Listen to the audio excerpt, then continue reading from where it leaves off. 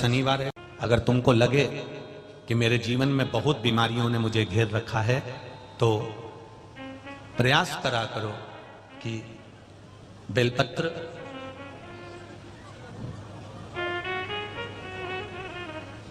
जो ये बेलपत्र होती है, इस बेलपत्र की जो ये डंडी होती है, इस बेलपत्र को अशोक सुंदरी वाली जो जगह होती है वहां पर इसका चढ़ाकर डंडी का जो भाग है वो शिवलिंग की ओर हो जाता है और यहीं से जल चढ़ाते चढ़ाते चढ़ाते चढ़ाते अशोक सुंदरी से जल चढ़ाते चढ़ाते ओमकार जैसा, ओमकार जब हम अशोक सुंदरी से चालू करेंगे तो वो जल पहले गणेश जी के पास जाएगा, फिर वापिस अशोक सुंदरी के पास आएगा, अशोक सुंदरी से कार्तिकेय के पास जाएगा, कार्तिकेय से महादेव के पास जाएगा।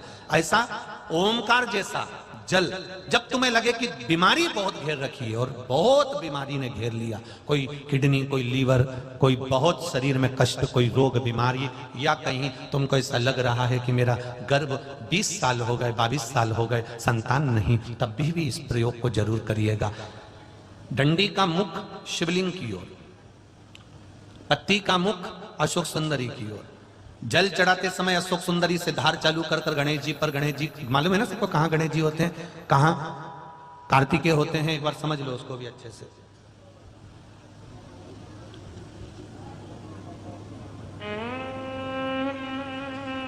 ये नीचे का गोल भाग, ये जल जाने का स्थान, ये शिवलिंग, बीच में जो मोटी सी लाइन होती है वो अशोक सुंदरी का स्थान है।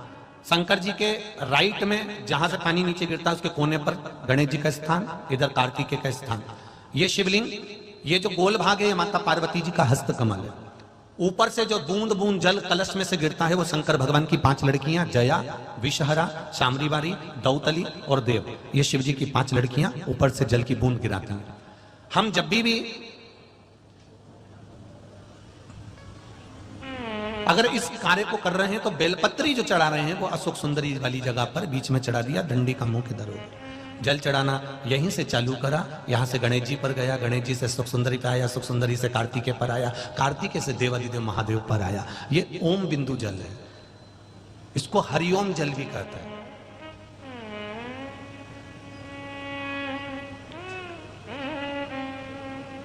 उज्जैन महाकाल में भगवान शंकर को सवेरे सवेरे सबसे पहला जो जल चढ़ता है वो हरिओम जल चढ़ता है। आप कभी भी उज्जैन वालों से जाकर पूछना,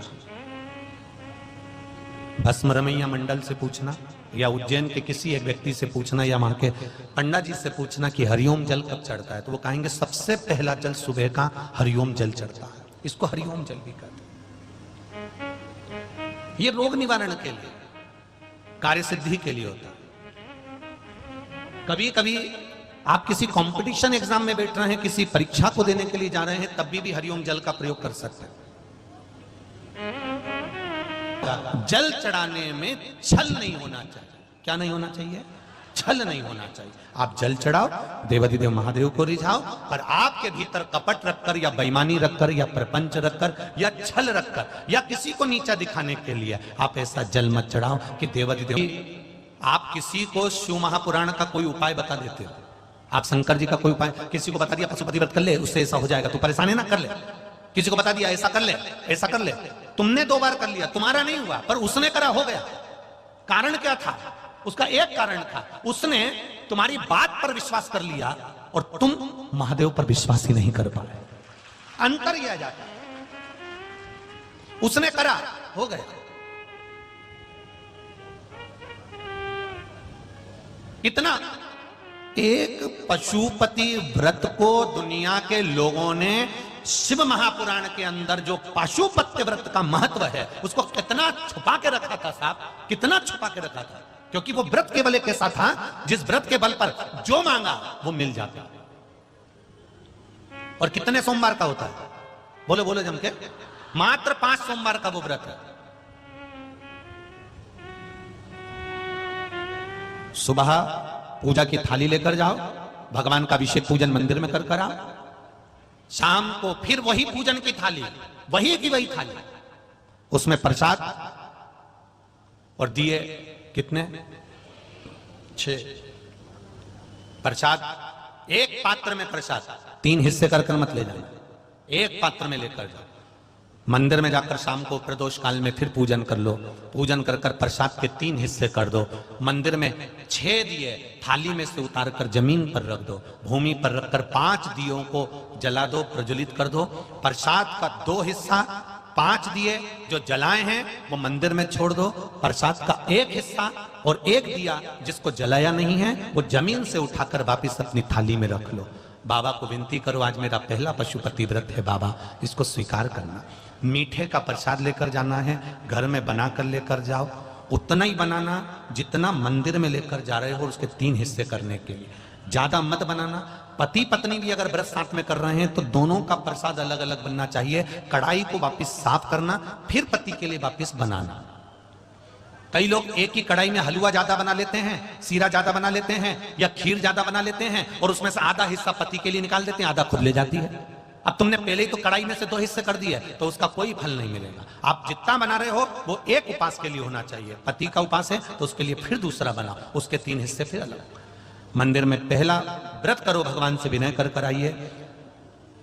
छठा दिया और प्रसाद का 1 हिस्सा जो लेकर आए हो अपने घर के दरवाजे के बाहर बैठो आराम से, दरवाजे की ओर मुख कर कर सीधे हाथ की ओर उस दिए को जो छठा दिया है उसको अपने अपने सीधे हाथ की ओर, राइट हैंड की ओर, उसको दरवाजे के बाहर जला दीजिए। भगवान से प्रार्थना करिए, मैंने इसलिए ये व्रत करा है बाबा, उसको स्वीकार कर लेना। पहला व्रत कर कर घर में जाकर भोजन करो। भोजन करते समय सबसे पहले जो प्रसाद का 1 हिस्सा लेकर आए हो पहले उस हिस्से को पूरा खाइए, उसमें से किसी को मत दीजिए। वो आपका व्रत का है, आपको खाना, किसी को नहीं देना। एक चुटकी मात्र भी नहीं देना, 1 चम्मच मात्र भी नहीं देना। पहले मीठा का प्रसाद खाओ, उसके बाद भोजन करो। भोजन में ये जरूरी नहीं है कि आप मीठा ही खाना है। सुबह फलाहार भी कर सकते हो, भूखे रहते नहीं बने तो सुबह आराम से फलाहार करो, नमक का फलाहार करो, कोई मना नहीं कि तुम मीठा ही पूरा खाओ। भोजन जब भी करोगे तो सुबह नहीं करना है, वो प्रसाद जब खा लोगे उसके बाद करिए। 4 व्रत पूरे हो जाएं, 5वां व्रत जब आखिरी का व्रत रहे तब फिर वैसा की वैसे ही क्रम कर कर 108 या तो बेलपत्र हो या चावल का दाना हो या फूल की पंखड़ी हो, जो आप 108 ले जाना चाहते हो भगवान को चढ़ाने के लिए। एक श्रीफल 11 रुपए, जो भी आप शिव जी को समर्पित करना चाहते हैं बाबा को वैसी की वैसी पूजन कर कर। पर थाली जो सुबह लेकर जाओ वो थाली को धोना नहीं है, शाम को वही थाली जाना चाहिए, उस थाली को बदला नहीं जाता। समापन वाले दिन 5वां जब व्रत रहे बाबा को 108 सामग्री समर्पित कर कर, श्रीफल समर्पित कर कर अपने हृदय की बात कहकर आइए, दिया लगाओ, वापिस अपने घर के अंदर प्रवेश कर जाओ। बाबा से विनती करो, मेरा विश्वास कहता है अगर दिल से पशुपति व्रत किया है तो मेरा महादेव व्रत पूरे होते होते ही तुम्हारा कार्य सफल कर दे। ये पशुपति व्रत। बीच में रजस्वला धर्म आ गया, नारी 7 दिन तक काम नहीं करती, रसोई घर नहीं जाती।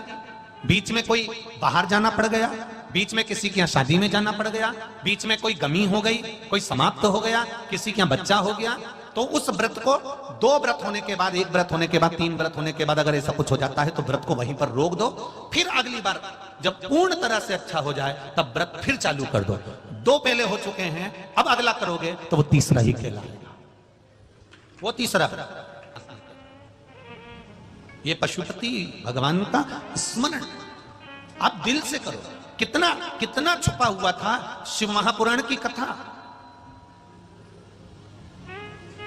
कोरोना काल के पहले शायद कई लोगों को तो स्मरण में भी नहीं होगा कि शिव पुराण की कथा भी सुनने का एक आनंद होता। श्री शिवाय नमस्तुभ्यम, ये वो मंत्र शिव महापुराण का है जिस मंत्र का मात्र उच्चारण करने वाले का मुख का दर्शन भी। और यही नहीं, उज्जैन के ऋणमुक्तेश्वर मंदिर में पुराने समय के पत्थर पर अंकित लिखा हुआ है कि शंकर भगवान की शिव महापुराण की कथा सुनने वाला, भगवान शंकर का भजन करने वाला 1 पीढ़ी नहीं, अन्य पुराणों में 7 पीढ़ी तरने का लिखा है, पर उसमें लिखा 71 पीढ़ी तर जाती है। 71।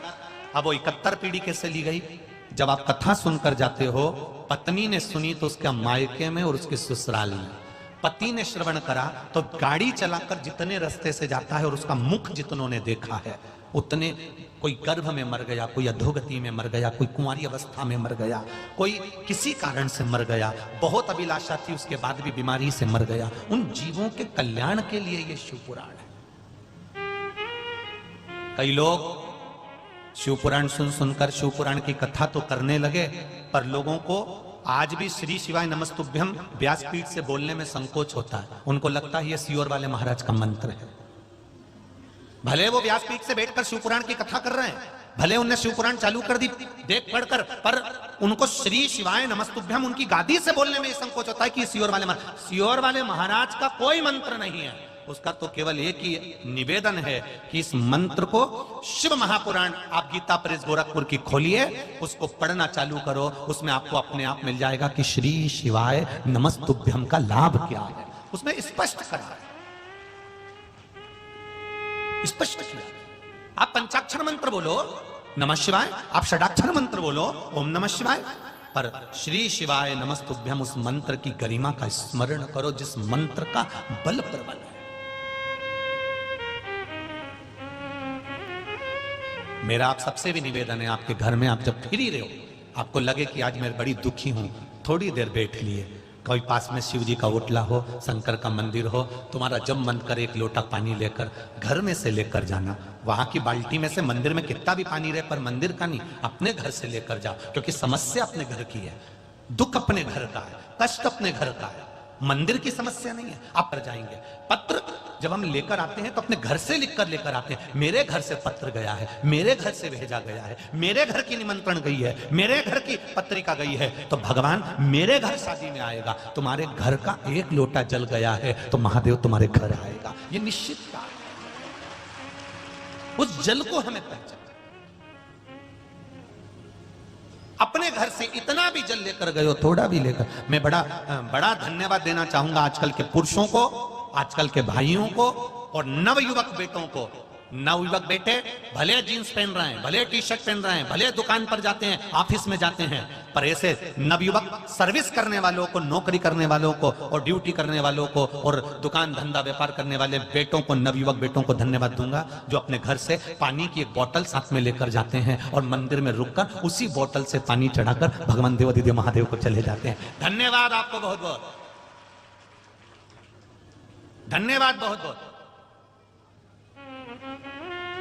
गुरुजी घर से पानी ले जाते हैं, लोटा तो मंदिर में रहता ही है गुरुदेव, हम उसमें डाल लेते हैं और शिव जी को चढ़ा देते हैं। कई बार लोटा नहीं मिलता तो हम बोतल से ही भगवान शंकर को पानी चढ़ा जाते हैं। हमने भी उनसे कहा कोई बात नहीं, भगवान भी सोचेगा हरिद्वार गया था तो गंगा जी की बोतल भर लाया था, इसलिए देवादिदेव महादेव को चढ़ाने आया। ये तो समझने वाला समझेगा, ये उसके ऊपर, ये उसके विश्वास पर। चढ़ाओ उसको, करो उसकी बात। शिव कथा कह रहे, इन नेत्रों को सही जगह पर लगाओगे तो देने वाला भी कभी कमी नहीं रखता। किसी लड़की में नैन को लगा दिया, किसी छोकरी में लगा दिया तो उनने मोहल्ले वालों ने खूब दिया, और तुमने वो नेत्र अगर मेरे भोलेनाथ में लगा दिया तो वो भोलेनाथ ने बहुत दिया। ये नेत्र पर एक गलती असुरों से हो गई थी। मंथन के समय पर जब मंथन हुआ, समुद्र मंथन जब किया गया, शेषनाग की नेति बनाकर, मंदराचल की रई बनाकर जब मंथन प्रारंभ करा, उस मंथन में सबसे पहले अगर कुछ निकली थी तो गौ माता निकली। उस मंथन में 5 गाय निकली, नंदा, सुभद्रा, सुरभि, सुशीला, बहुला। 5 गाय मंथन के समय पर निकली। उन 5 गाय के निकलने के बाद फिर विष निकला।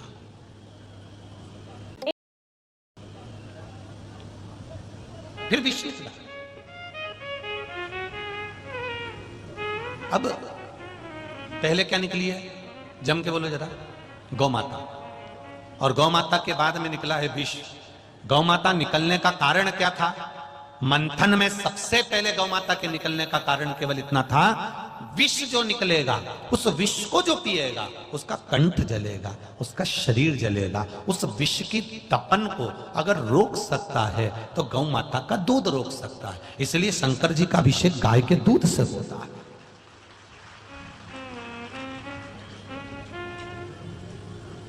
अब कोई कहे कि शंकर भगवान को 10 लीटर दूध चढ़ेगा, कोई कहे भगवान शंकर को 100 लीटर दूध चढ़ेगा, तो उनके हाथ जोड़ लेना और पांव पड़कर कहना महाराज जी किसी पुराण में लिखा है कि शंकर जी को इतना ही दूध चढ़ेगा।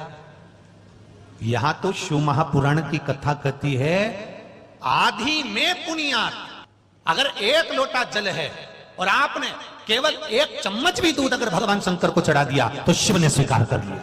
मेरा भोलेनाथ कभी नहीं कहता कि मुझे करोड़ों में देना, मेरा भोलेनाथ कभी नहीं कहता कि मुझे लाखों में देना, मेरा भोलेनाथ कभी नहीं कहता कि मुझे इतना देना। मेरा भोलेनाथ जी तो केवल इतना कहता है कि थोड़ा भी देना तो श्रेष्ठ देना।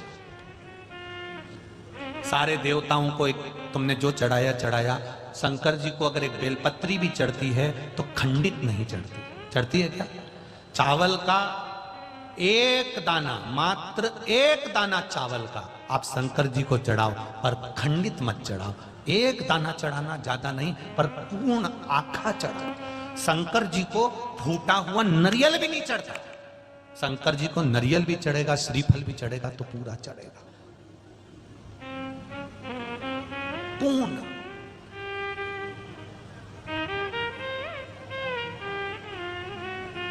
पर कितना?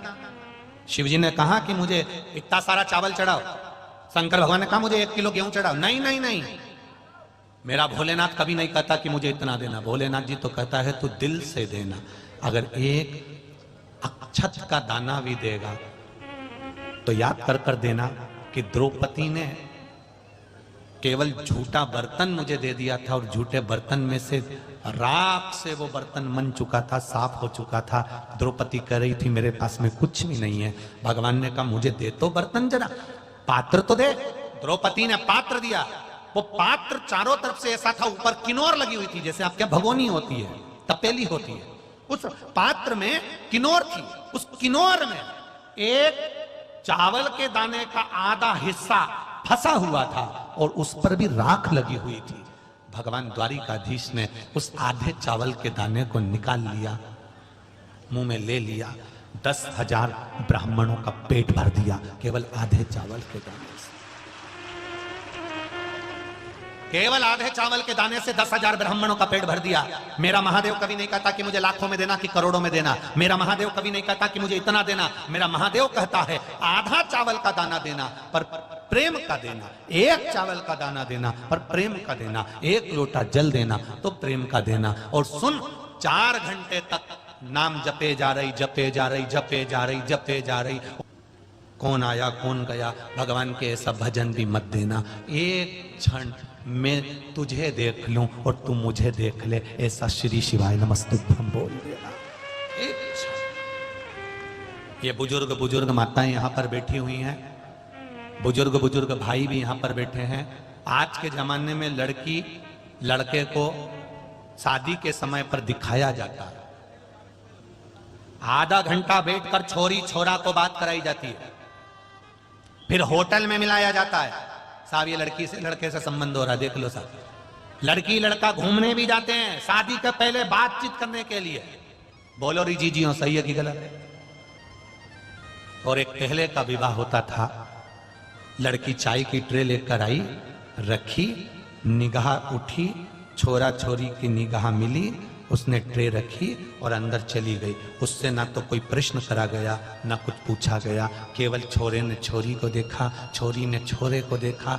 आधे घंटे सोफे पे बैठ के नहीं देखा, केवल 1 क्षण ट्रे रखते समय बस निगाह मिली और शादी पक्की हो गई। जो 1 निगाह से शादी पक्की हुई थी वो 7 जन्म तक चली, और जो होटल में हुई थी वो 7 महीने ही चला गया। 24 घंटे फोन पे लगे रहे, मम्मी भी कुछ नहीं बोली, अब पक्की हुई है शादी। क्या बोला? ना माँ बोली ना पिता बोले, शादी पक्की हुई है, कर लेने दो बात। 24 घंटा बात करे, रात को 1-1, 2-2 बजे तक बात करे, सुबह उठ के फिर मैसेज करे। उसके बाद भी शादी होने के बाद 4 साल, 5 साल, 6 साल में अदालत में खड़े मिलेंगे, तलाक के लिए। जरा विचार करिए, इससे तो पहले की शादी अच्छी थी, केवल एक क्षण निगाह मिलती थी और शादी 7 जन्म तक चलती थी। मेरा भोलेनाथ भी कहता है मेरे पास आना तो एक क्षण निगाह मिलाकर चले जाना, मैं तेरा और तू मेरा। और कई ऐसे हैं 24 घंटे मंदिर के अंदर बैठे रहते माला पकड़ के, 24 घंटे। अब इन्हें माला तो पकड़ी है और निगाह जहां मिलाना थी उसकी जगह।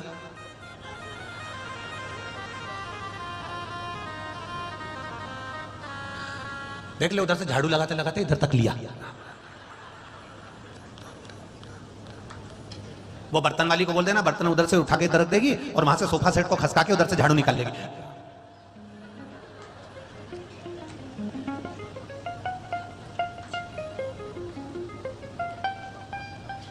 अरे इतनी देर से घंटी बज रही, देखो लो कौन आया, दूध वाला आया होगा, देख ले जाकर।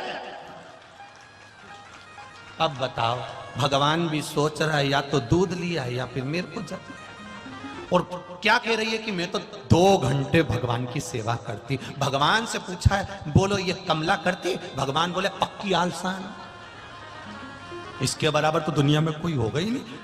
मंदिर में आके बैठ जाती है, माला पकड़ के 4 घंटा तक बैठी रहे। एक हनुमान चालीसा को 25 बार बोल देती है, 25 बार पूरी बोलती है? नहीं, एक ही बार पूरी नहीं हो पाती, उसी में 25 बार हो जाती है। जय हनुमान ज्ञान गुण सागर, जय कबीर तिनु लोक जागर, राम पुत्र पवन सतनाम, महावीर विक्रम बजरंगी कुमति कृष्ण कंचन बरसात।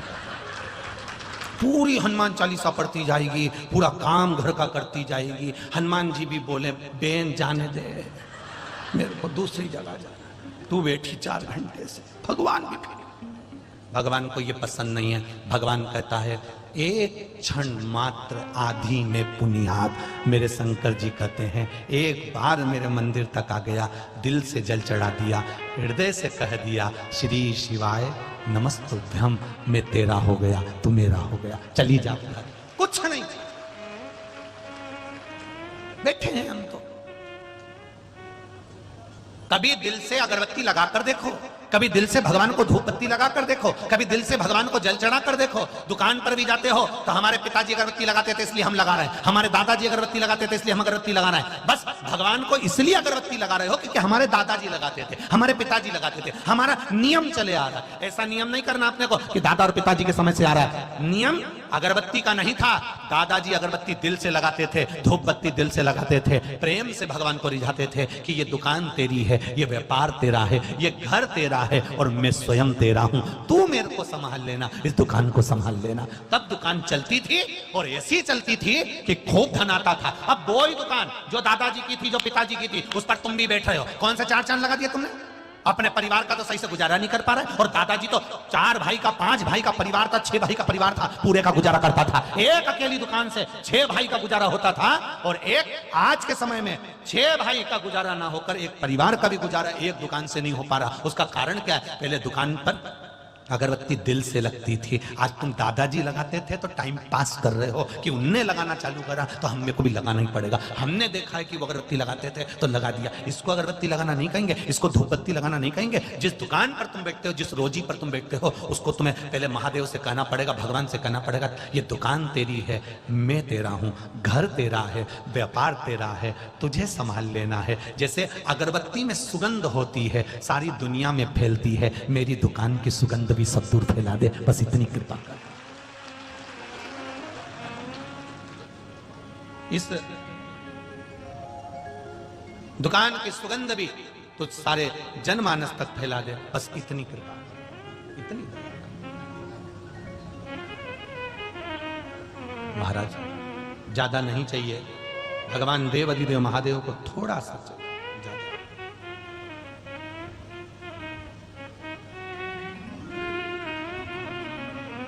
जब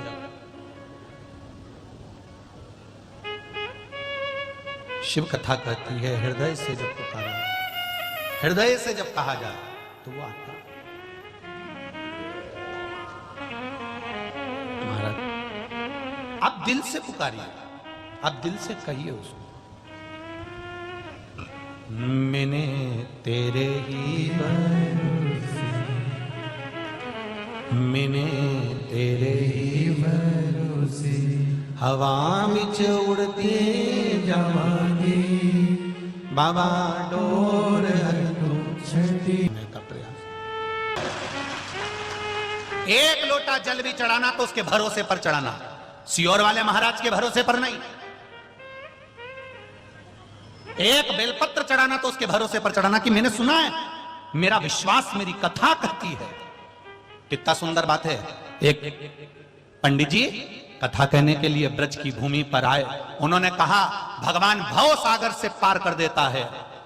और ब्रज की एक भोली भाली गोपी जो कि कुछ नहीं जानती थी, ना पढ़ी थी ना लिखी थी, उसने एक प्रवचन में सुन लिया भगवान भव सागर से पार करता है। गरीब साधारण सी सहज सी, उसके पास कुछ नहीं। वो यमुना जी के घाट पर गई, नाव वाले से कहा मुझे पार कर दो। नाव वाला बोला 4 आने लगेंगे। उसने कहा मेरे पास में 1 आना है, मुझे पार कर दो। नाव वाले ने पार नहीं करा। उस गोपी के मन में आया कि पंडित जी कह रहे थे भगवान भव सागर पार करता है, तो क्या यमुना पार नहीं कर सकता? उसने यमुना जी से कहा माँ यमुना मुझे पार कर दो। यमुना में पांव रखा, इतनी गहरी यमुना, यमुना में पांव रखकर वो चलती चलती पार हो गई। रोज जाती, रोज आती, रोज जाती, रोज आती। गुरुजी की कथा पूरी हो गई और गुरुजी अपने गांव जाने लगे तो गोपी ने कहा चलो मैं भी वहीं जा रही हूं, अपन दोनों साथ ही चलते हैं। गोपी भी साथ हो गई। यमुना के घाट पर गुरुजी ने नाव वाले को बुलाया तो गोपी कहती है काहे को बुला रहे हो गुरुजी, फालतू का पैसा लगा रहे हो। तो कैसे पार होंगे? गोपी कहती आप ही ने तो कहा था भगवान भव सागर से पार कर देता है। उस दिन से मैंने 1 रुपया भी खर्च नहीं करा। यमुना मैया से विनती करती हूं और यमुना मैया मुझे पार कर देती है।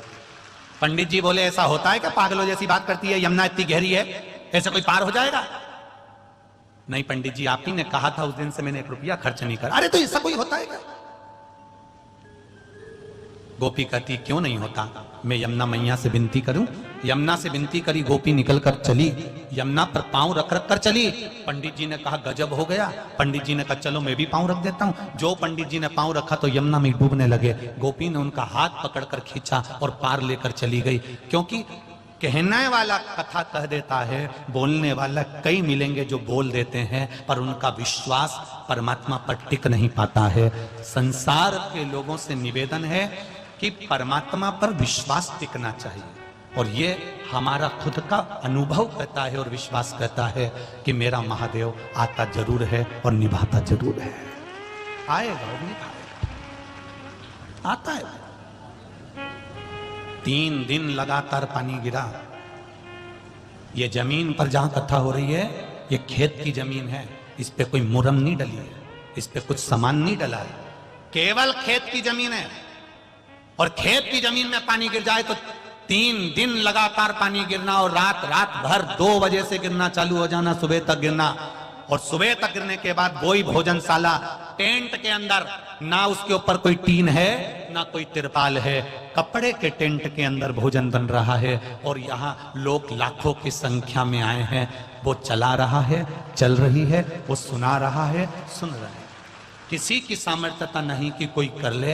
अच्छे से अच्छा व्यक्ति भी हार जाता है जब खुद के घर की शादी होती है और पानी गिर जाए तो पसीने टपकने लगते हैं। यहाँ किसी का पसीना नहीं टपका, यहाँ प्रेम टपका है। एक जरा सी शादी में तुम्हारे यहाँ पानी आ जाए, उथल पुथल हो जाती है। यहाँ लाखों जनता, पंडाल के अंदर हजारों जनता रुक रही थी। प्रतिदिन बाबा कहीं ना कहीं रूप में आ रहे थे। 2 दिन से लगातार बाबा इधर से उधर घूमे, कहीं सांप के रूप में, कहीं रूप में, कहीं रूप में, रोज घूमते रहे आधी रात को। और माताएं, बोलो सही है कि गलत है, माताएं हाथ जोड़ के कह देती बाबा कहां से आए हो, चलो जाओ, यहाँ बहुत सारे लोग रह रहे हैं। और बाबा घूमते घूमते इधर से उधर निकल जाते। ये शिव नहीं तो और क्या है, ये शंकर नहीं तो और क्या है। आया, अपना भजन कराकर, अपना स्मरण कराकर, भक्ति को देकर भगवती स्मरण कराकर गया। एलईडी चालू कर दो स्पर्श की, सब भगवत भजन में लीन रही है। उसके ऊपर भरोसा कर देखिए, उसके ऊपर विश्वास कर देखिए, उस पर दृढ़ता बनाकर देखिए, वो साध लेगा। सहज नहीं है मेरा देव अधिदेव महादेव, सहज नहीं। वो पकड़ता है हाथ, डूबने नहीं देता है। अकाल मृत्यु वो मरे जो काम करे चंडाल का, काल उसका क्या बिगाड़े जो भक्त हो महाकाल का। शिव के उपासक बन। किसी आडंबर में हमें नहीं पड़ना, किसी ढोंग प्रपंच में हमें नहीं पड़ना, छूछा में हमें नहीं पड़ना। संसार के लोगों में हमें नहीं पढ़ना, हमें तो उसकी भक्ति में पढ़ना है कि हम जाएंगे जल चढ़ाने तो वो भी हमारे को साधेगा। तेरे मंदिर में आना मेरा काम है और मेरी बिगड़ी बनाना तेरा काम, दूसरा कोई नहीं।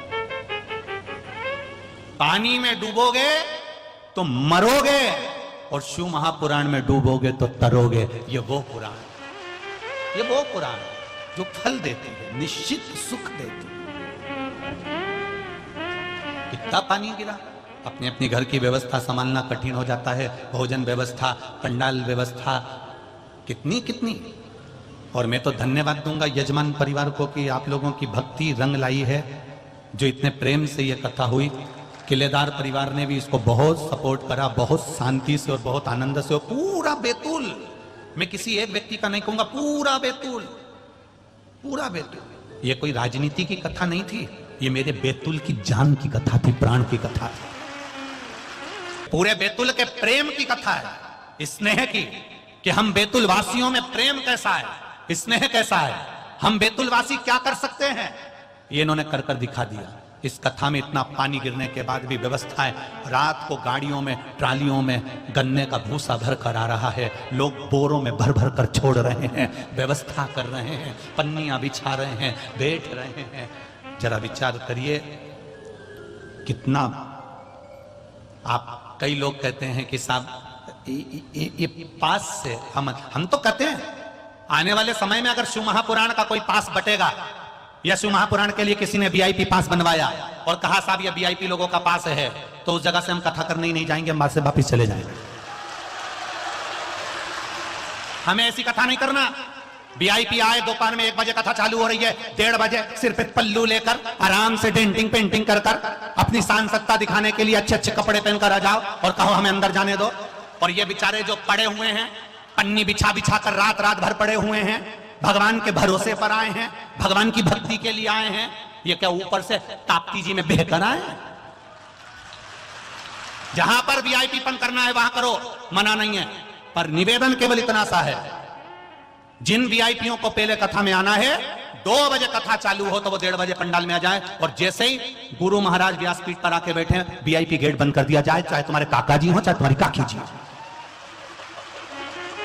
सबको एक जाजम कर लीजिए, सबको एक बराबर लीजिए, गरीब हो, अमीर हो, आदिवासी हो, वनवासी हो, नीचा हो, ऊंचा हो, मेरे शंकर के यहां तो सब बराबर है साहब। केवल शिव ही तो एक ऐसा है जहां सब बराबर, सब। मैंने देखा वो किलेदार जी के यहाँ से वो राजा भैया रोज यहाँ से बेलपत्री उठा के पीछे ले जाते और यहाँ वालों को नहीं देते, वो पीछे वालों को दे देते। मुझे धन्यवाद देता हूं मैं आपको बहुत बहुत। उनको मिली तो सही, उनको सुख तो मिला, उनको प्राप्त तो हुआ, ये एक आनंद है हमारा। क्या वीआईपी वीआईपी वीआईपी वीआईपी, कोई मरेगा तो डल्लभ के गद्दे पे जाएगा क्या? जाएगा तो वही बांस पे सफेद कपड़े में लपेट के, जैसे गरीबड़ा जाए वैसा सेठ जाए, एक जैसी राख। और तुम कभी देखना कोई करोड़पति मरे तो उसकी राख को हाथ लगा के देखना कि ये वीआईपी की राख कैसी होती है, और गरीबड़े की राख को भी हाथ लगा के देखना कि जलने के बाद गरीबड़े की राख कैसी होती है। राख में कोई अंतर होगा? नहीं, बिल्कुल नहीं है। तो फिर क्यों अंतर? करो भजन। भोजन वालों ने जब भोजन कराया बैतूल की इस पावन धरा पर, जब भोजन वाले भोजन करा रहे थे, हमने सुना है, सुना हमने सिलवानी की विधायक की पत्नी और ना जाने कहां के विधायक की पत्नी तो पूड़ी बेल रही थी, पूड़ी बेल रही थी। इसको कहते हैं सेवा। वहां तुम्हारा विधायकपन नहीं है, वहां तुम शंकर भगवान की सेवक बनकर आई हो, सेवा का मौका मिला है। और उस सेवा का फल क्या होता है, उस सेवा का आनंद क्या होता है, ये तो तारीख लिख लेना कि आज तारीख को कथा चालू हुई, ये तारीख को विराम हुई, और उसका 3 महीना मिला लेना। मेरा बाबा क्या देता है वो तो वही जान सकता है, सेवा का फल क्या देता है वो जानता है। स्वयं इसका नाम ही ताप्ती है कि लोगों के ताप को मिटा देती है। उसकी कथा को सुनकर तुम्हारा भी पाप जरूर मिटेगा, तुम्हारा भी कष्ट जरूर मिटेगा। शिव कथा कर मां आनंदमय कथा का वर्णन करती है।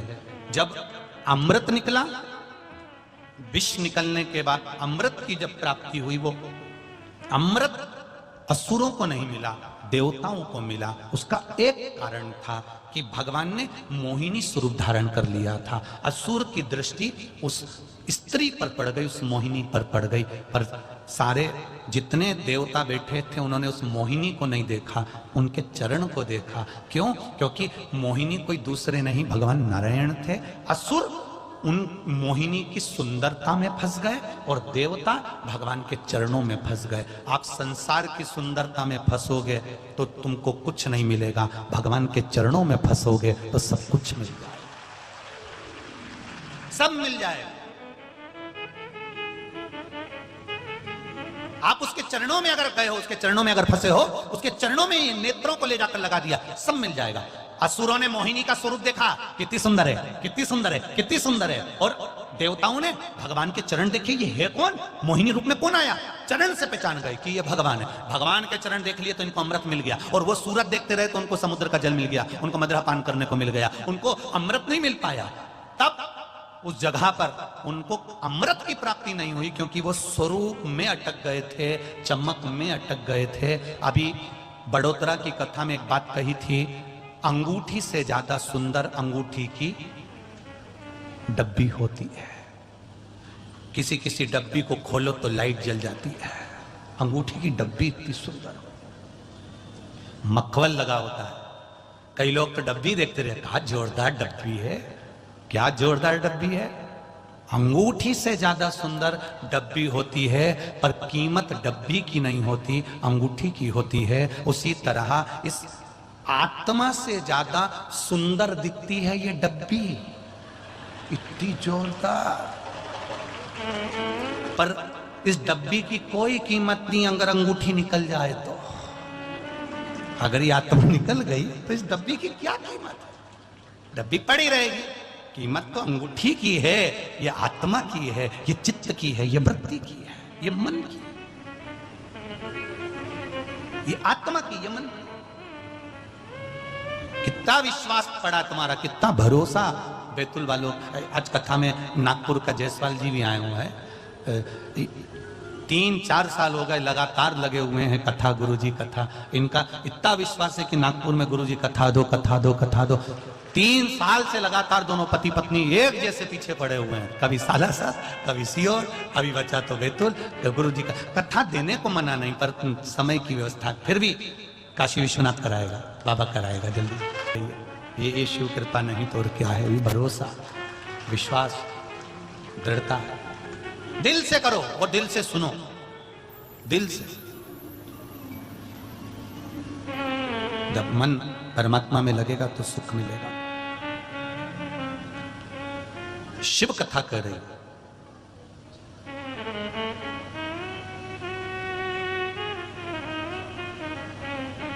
अमृत देवताओं को मिल गया। भगवान शंकर ने देखा कि यहां थोड़ा सा, भगवान शिव ने देखा यहां थोड़ा उपद्रव हुआ, तब भगवान शंकर ने साथ लिया विष पीकर। बहुत कम लोग होते हैं संसार में जो विष पीते हैं। विष से मतलब है अपयश पीते हैं। सम्मान सबको चाहिए, पर कभी ये विचार कर कर भी बैठो, घर में रह रहे हो तो ठंडी रोटी भी खाना पड़ सकती है, सुख के साथ में थोड़ा दुख भी मिल सकता है। दुख देने के लिए ये पूरा संसार है और सुख देने के लिए मेरा देवाधिदेव महादेव है। दुनिया के लोग दुख देना जानते हैं तो सुख देना मेरा महादेव जानता है, वो सुख देना जानता है। दे संसार के लोग कितना देवेंगे, देते पर देना वो जानता है। अहंकार, अभिमान को इतना मत कर जाना कि कहीं मालूम पड़े कि हमें बहा कर रह जाए, ऐसा अभिमान नहीं चाहिए। ऐसा अभिमान नहीं होना चाहिए जो बहा कर ला जाए। कभी कभी बहुत तेज नदी में बाढ़ आती है ना, पानी आता है तो बड़े बड़ी चट्टान को बहा कर ले जाता है, और उसी नदी के किनारे पर एक दूबा लगी होती है, दुर्बा। वो दूबा टूट नहीं पाती उसको कोई बहाकर नहीं ले जाता। दूबा ने चट्टान को देखा कि चट्टान बह गई पर दूबा नहीं बही, तो चट्टान ने दूबा से पूछा कि मैं इतना बड़ा चट्टान, इतना बड़ा पर्वत पानी में बह गया, पर तू दूबा एक छोटी सी घास, छोटी सी एक दुर्वा, एक डाब, एक कुशा, तू पानी में तू क्यों नहीं बही? कुशा ने कह दिया, डाब ने, पत्ती ने, दुर्वा ने कह दिया, पानी आता था तो मैं झुक जाती थी, मेरे ऊपर से निकल जाता था, इसलिए मैं बह नहीं पाती। जिसने संसार में झुकना जान लिया, जो जान गया कि झुकने में कितना फायदा है, तो वो झुकता समाप्त हो जाता है और वो उन्नति की सीढ़ी पर बढ़ता चले जाता है। झुकना सीख लेना चाहिए। जब आप इनको रोज मंदिर जाने की आदत लगा दोगी, एक लोटा जल चढ़ाने की आदत लगा दोगी, रोज रोज जब मंदिर जाएगा, रोज रोज शिवालय जाएगा, तो एक ना एक दिन मेरा महादेव उसको इशारा कर देगा, और इशारा करा उसने, बस उतनी देर में तो उसको नफरत हो गई, सब छूट गया, वो दिल से छोड़ेगा। कसम से बुराई कभी नहीं छूटती, कसम से बुराई कभी नहीं छूटेगी, कसम देने से मदिरापान नहीं छूटेगा। यहाँ कई माताएं बैठी होगी जो बेचारी शादी करके आई होगी, तो 8-10 दिन बाद ही उसने अपना सिर पे हाथ रख के कसम दे दी, तुम तो नहीं पियोगे ना, तुम तो गलत काम नहीं करोगे ना। अब बताओ ईमानदारी से उसने 8-10 दिन नहीं करा उसके बाद में फिर अब बेचारी कहीं घर छोड़ के चली जाएगी, अब साथ ये कसम से या ताप्ती में खड़ा करने से या नर्मदा जी में खड़ा करने से। कई लोग हमसे कहते हैं आप कसम दिलाया करो व्यसन छुड़ाने के लिए, कोई कहता है हम ये कर रहे हैं, हम ये कर रहे हैं, हम ये कर रहे हैं, हम उनसे कुछ मत करो। अगर इनका व्यसन छुड़ाना है, इनका गलत काम छुड़ाना है, तो इनको मंदिर तक ले जाकर छोड़ना चालू कर दो, या अपने आप छोड़ दो। जब तक भजन का बल नहीं बढ़ेगा, तब तक नशा नीचे नहीं दबेगा। भजन के बल को बढ़ा लो, भक्ति के बल को बढ़ा लो।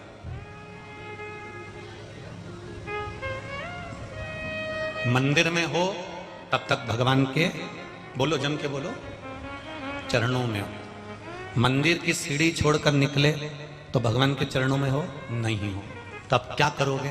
तब मंदिर में ही भगवान से कह देना, मंदिर में हूं तब तक तेरे चरणों में हूं, और ऐसी कृपा करना मैं कहीं पर भी रहूं, यहां तेरे चरणों में रहूं और वहां तेरी शरण में रहूं, जहां रहूं तेरी शरण में। मंदिर में तेरे चरणों में रखना, दुकान पर रहूं तो समझूं कि तेरी शरण में हूं, घर में रहूं तो समझूं कि तेरी शरण में हूं। तू मुझे खाने को दे रहा है, तू ग्राहक बनकर आया है, तूने मुझे संभाल लिया है, तू मुझे संभाल रहा है। आज अगर ये भातृ परिवार या ये कौशल परिवार या ये कथा करवा रहा है, तो ये भगवान की शरणागति से करवा रहा, कि वो करने वाला है, अपन तो केवल एक निमित्त मात्र है, केवल निमित्त। का बल कितना प्रबल होगा। एक साधारण सा मनुष्य भजन करता है और एक संत और सती भजन करती है। साधारण सा मनुष्य भजन करता है तब परमात्मा नहीं आता, संत और सती जब भजन करती है तो भगवान को खींच कर बुला लेती है। इतने लोगों में, लाखों की संख्या में आप लोग कथा श्रवण करने के लिए जब आते हो, इतने लोगों में कोई ना कोई एक संत स्वभावी, कोई ना कोई एक सती ऐसी कथा में आ जाती है जिसका स्पर्श दूसरे को हुआ, दूसरे से तीसरे को हुआ, तीसरे को चौथे को हुआ। जैसे एक रज, जैसे वो कोरोना की बीमारी नहीं होती, कोरोना की बीमारी केवल हाथ किसी चीज में छू गया तो वो टच करते करते करते करते सबको हो जाती। बोलो सही है कि गलत है? तो लोग कहते तू बाहर गई थी क्या? नहीं, मैं तो नहीं गई। फिर कहाँ गई थी? कहीं नहीं। कोई तुम्हारे घर का व्यक्ति गया था क्या? हाँ। कौन गया था? कि छोरा गया था पेट्रोल पंप, तो उसने क्या करा? किसी को टच करा? नहीं। तो फिर उसने तो पैसे भी ऑनलाइन जमा करे, फिर पेट्रोल, हाँ पेट्रोल भरवाया था, बस वो पेट्रोल जो भरवाया था वो मशीन का जो टच हुआ ढक्कन पर, ढक्कन से टच हुआ गाड़ी पर, गाड़ी से टच हुआ ड्राइवर पर, ड्राइवर से टच हुआ घर के लोगों को, और सबको कोरोना हो गया। उसी तरह जैसे कोरोना की बीमारी, वो वायरस केवल स्पर्श मात्र से फैलता है, उसी तरह संत और सती जब भजन करती है या किसी कथा में आकर बैठ जाती है, उसका स्पर्श मात्र एक दूसरे को लगता लगता लगता लगता हमारे को परमात्मा से मिलन करवा देता। बैठकर तो आप घर में भी कथा सुन सकते हो, बैठकर तो आप घर में सोफे पर, पलंग पर, कुर्सी पर बैठकर कथा सुन सकते हो, बैठकर तो आप आस्था चैनल के सामने, मोबाइल के सामने सुन सकते हो। पर कथा के पंडाल में क्यों जाते हैं? कि कोई संत, कोई सती, कोई साधु, कोई सन्यासी, कोई तपस्वी, कोई साधक, कोई उपासक, कोई ऐसा भक्त जो भगवान की मस्ती में डूबा रहता होगा, और हम दिन भर कमाने में डूबे रहते हैं, परिवार में डूबे रहते हैं, अपनों में डूबे रहते हैं, झूठ प्रपंच में डूबे रहते हैं। पर कोई तो इन लाखों की संख्या में एकाध तो ऐसा होगा जो केवल भगवान में डूबा रहता होगा। उसका स्पर्श हमारी जिंदगी को संवार देता है, हमारे जीवन को संवार देता है, और उसका फल मिलता है। कहीं ना कहीं मेरा परमात्मा अपना दीदार देने आता है। आया बैतुल में भी कल पानी की बूंद से महादेव टेंट में बनाकर चले गया कि मैं यहीं पर घूम रहा था। पानी की एक बूंद से पूरा पंडाल में कहीं बूंद नहीं थी पानी की, बस वो एक ही जगह पर उसने अपना स्वरूप का दर्शन दिया और चला गया। बस उसका कहीं ना कहीं वो सती और संत, साधु, सन्यासी, तपस्वी, साधक, उपासक, भजन करने वाला, कीर्तन करने वाला, मंत्र जाप करने वाला, नाम स्मरण करने वाला, यदि उसका स्पर्श मात्र होता है तो भी हमको सुख का अनुभव हो जाता है। शरणागति का फल कितना है? आप भगवान से कहते जरूर हो, भोलेनाथ दया करना, मैं। अब तुमने इतनी सी बात कह दी कि मैं तेरे भरोसे पे हूं। अब इतनी सी बात कितनी काम की है, जरा ध्यान दो। कितनी सी कही, फिर से बोल दो एक बार।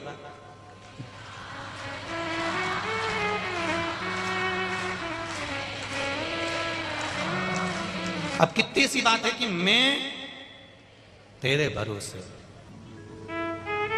राम जी के यहां पर एक पुत्र हुआ और दूसरा पुत्र कुछ से हो गए, यही भरोसे की बात, यही भरोसे की। भरोसा देखिए कितना प्रबल था। कथा कहती है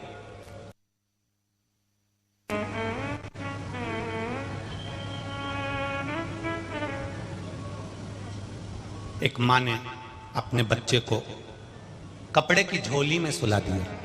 झोली जानते हो ना आप लोग? माँ ऐसे कपड़ा बांध देती है, उसमें बच्चे को सुला दे। कपड़े की झोली में एक माँ ने सुला दी।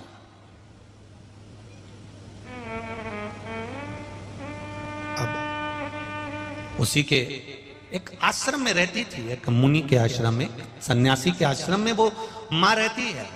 अपने बेटे को उसने झोली में सुलाया, पानी भरने जा रही है, बच्चा सो रहा है। संत से, मुनि से कह दिया, गुरुजी से कह दिया, महाराज, गुरुदेव, मुनिवर, संत देव, हे गुरुदेव, हे गुरुदेव, गुरुजी मैं पानी भरने के लिए जा रही हूं, मैं जल भरने जा रही हूं, बच्चा झोली में सो रहा है, आप ध्यान रखना,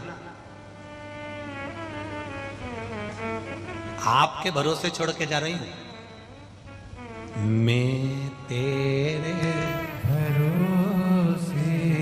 वो नारी क्या कर रही है, वो स्त्री क्या कर रही है, वो मां क्या कर रही है?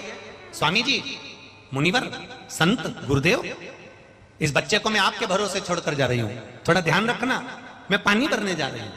और वो नारी, वो मां जल लेने चली गई। और वो मां जब जल लेने के लिए गई, माता जल लेने के लिए थोड़ी सी आगे बढ़ी, और जैसे ही जल लेने के लिए आगे बढ़ी, उसके मन में आया, संत मुनि तो माला पकड़कर बैठ जाएंगे, आंख बंद करके बैठ जाएंगे, थोड़ी देर में वो नेत्र बंद करके बैठ जाएंगे, और उन्होंने अगर नेत्र बंद कर लिए और मेरे बच्चे को कोई शेर, कोई जीव, कोई जंतु, कोई पशु, कोई पक्षी खा गया तो? पहले जंगल बहुत थे, अब जंगल बहुत थे तो पशु पक्षी का भय भी बहुत था। और आप लोग तो बैतूल के निवासी हो, मुल्ताई के निवासी हो, यहां आसपास में तो कितना जंगल, तो जानवर से भय रहता था कि नहीं रहता था? पहले जंगल बहुत थे तो जानवर भी बहुत थे, जानवर बहुत थे तो उनसे भय भी रहता था कि शेर आ जाएगा खा जाएगा, सांप आ जाएगा खा जाएगा, चीता आ जाएगा खा जाएगा। परंतु अब ना तो जंगल बचे और ना, बोलो बोलो जम के बोलो, ना जानवर बचे। पर आज भी लोगों को भय है। क्योंकि पहले शेर नजर आता था कि शेर खा जाएगा, चीता नजर आता था कि चीता खा जाएगा, सांप नजर आता था कि सांप खा जाएगा। पर आज के जमाने में ना जंगल बचा ना जानवर बचे, इंसान इतने भयंकर हो गए कि अब इनसे डर लगने लगा कि कब निकल जाएगा, कब खा जाएगा। एक दूसरे को खाने में लगा हुआ है। भाई भाई की प्रॉपर्टी खाने में लगा है, जायदाद खाने में लगा है, कोई किसी का धन खाने में लगा है, कोई किसी की संपदा खाने में लगा है, कोई किसी को नुकसान पहुंचाने में लगा है, कोई किसी का पांव खींचने में लगा है, कोई किसी का हाथ खींचने में लगा है, कोई आगे बढ़ा उसको खींच कर पीछे लाया। तो पहले तो जानवर भी दिखते थे कि ये शेर है खा जाएगा, चीता है खा जाएगा, सांप है खा जाएगा, तो लोग डर जाते थे कि शेर के पास मत जाओ, सांप के पास मत जाओ, चीते के पास मत जाओ। पर आज के जमाने का इंसान ऐसा हो गया, इसको कैसे पहचाने कि कौन कब तुम्हें खा जाएगा, कब नुकसान पहुंचाएगा, कब कौन सा इसके भीतर जानवर प्रकट हो सकता है, इसको जानना कठिन हो गया। कैसे पहचाने? जरा जरा सी बेटियों को केवल भरोसे पर छोड़कर जाते हैं कि तुम्हारा ये रिश्तेदार है, तुम्हारा ये नातेदार है, ये तुम्हें संभाल लेगा। और जब मालूम पड़ता है, अखबार खोलो तो मालूम पड़े कि साहब छोटी सी बेटी के साथ उसी के रिश्तेदार ने ऐसा गलत करते कर दिया। तो मान लो शेर तो देखने में आ जाता था कि शेर नुकसान पहुंचाएगा, चीता देखने में आ जाता था कि चीता नुकसान पहुंचाएगा, सांप देखने में आ जाता कि सांप नुकसान पहुंचाएगा। पर यह कैसे नुकसान पहुंचाएगा, इसको कैसे पहचाने मनुष्य को कि यह हमारे पीठ पीछे खड़ा होकर हमको कुल्हाड़ी मार रहा है? इसको कैसे जाना जाए? दुनिया में सबसे जहरीला व्यक्ति है कौन? अरे बोलो तो जम के, समझ गए? इतना ही समझना है अपने को। दुनिया का सबसे जहरीला व्यक्ति है, तुम्हारे साथ रहेगा, तुम्हारे साथ खाएगा, तुम्हारी एक थाली में खाएगा, तुम्हारे साथ रहेगा। और कब? 8 साल, 10 साल, 12 साल, 15 साल, 20 साल, 25 साल, कब तुमको चूना लगा देगा, कब तुमको निगल जाएगा, तुम्हें मालूम नहीं पड़ पाएगा। ये संसार बहुत कठिन जीवन है मनुष्य का। शेर को पहचानना सरल है, जानवर को पहचानना सरल है, पर इंसान को पहचानना कठिन है। लगा उस संत नेत्र बंद करके बैठ जाएंगे, माला पकड़ के बैठ जाएंगे, आंखें बंद कर लेंगे, और कोई जानवर आ गया मेरे बच्चे को खा गया तो माँ का दिल तो माँ का दिल होता है, माता का हृदय तो माता का हृदय होता है। माँ वापिस आ गई, संत माला पकड़ कर बैठे थे, इसने अपने बच्चे को उठा लिया और उस कपड़े में अपने बच्चे को बांध लिया और सिर पे हंडा रखा और पानी भरने चली गई। वो जल भरने गई, इतनी देर में संत की निगाह खुली, उन्होंने देखा कि देखो झोली में बच्चा सो रहा है कि नहीं सो रहा। जो देखा तो झोली में बच्चा ही नहीं था। अब झोली में बच्चा नहीं है, संत हक्का बक्का रह गए। बताओ, उसकी मां मेरे भरोसे पर छोड़ कर गई है, उसकी मां मेरे विश्वास पर छोड़ कर गई है, मैंने आंख बंद करी और बच्चा गायब हो गया। बताओ, बच्चे को झोली में देखा, झोली में नहीं है, अपने अंदर उस गांव के पूरे क्षेत्र में जाकर देखा, उस गांव के क्षेत्र में नहीं है, अपने उस कुटिया में देखा, कुटिया में नहीं है, झोपड़े में देखा, झोपड़े में नहीं है। बच्चा गया कहां, अब समझ में नहीं आ रहा। पर उसकी मां आती होगी, मेरे भरोसे पर छोड़ कर गई है, मैं करूं क्या? अब इसको नहीं मालूम कि वो ले गई साथ में, पर अब विश्वास कितना प्रबल होता है जब इसके भरोसे पर कह दिया कि मैं तुम्हारे भरोसे पर छोड़कर जा रही हूं। अब भरोसा देखिए कितना निभाया। संत को लगा ये बच्चा नहीं मिल रहा, संत ने कमंडल में से कुशा उठाई, उस कुशा को झोली में डाल दिया और झोली में डालकर कपड़ा उस पर डाल दिया। इतनी देर में वो बच्चा झोली में खेलने लगा, वो बच्चा झोली में खेल रहा।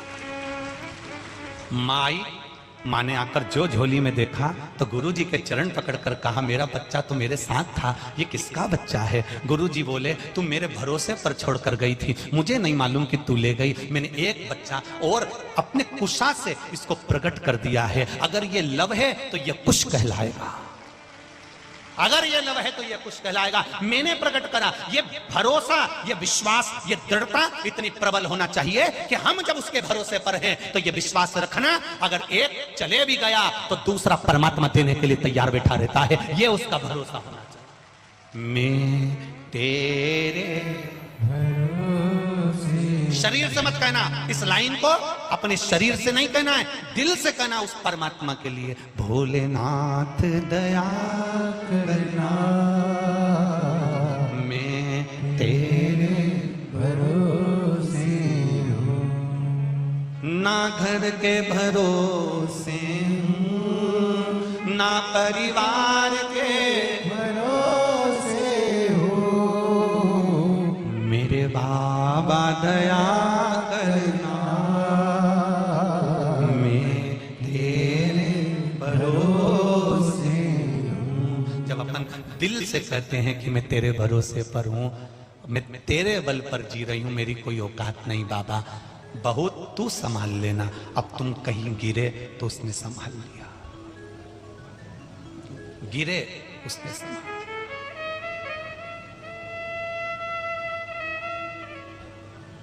तुमने दिल से कहा ना उसको कि मैं तेरे भरोसे हूं, वो संभाल लेगा। आपका विश्वास दृढ़ हो गया, उसने संभाल लिया। जब भरोसा प्रबल हो जाता है, दृढ़ हो जाता है, तब वो संभाल लेता है, विश्वास के बल पर संभाल लेता है। एक बात इस बैतुल नगर के पावन प्रांगण में कहना चाहेंगे, जब एक लोटा जल शिव जी को चढ़ाओ तो दिल से चढ़ाओ। शंकर जी पे चढ़ी हुई बेलपत्री को उठाकर धोकर जब वापिस चढ़ाओ तो यह मत सोचना कि यह दूसरे की बेलपत्री है, मैंने मेरे महादेव से मांगी है, क्योंकि मेरे पास देने के लिए कुछ भी नहीं है, सब उसी का तो है, उससे मांगकर उसको दे रही हूं। ये बेलपत्री भी उसकी।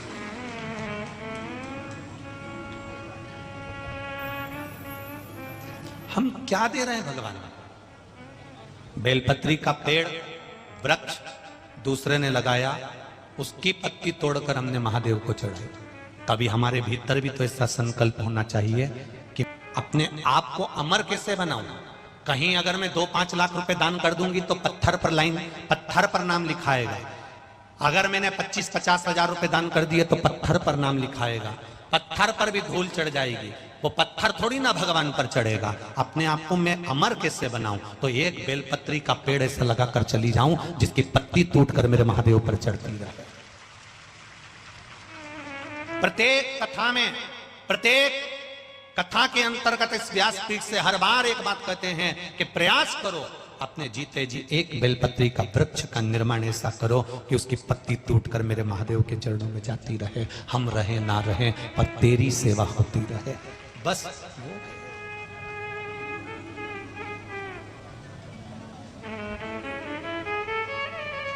बहुत झूठा संसार,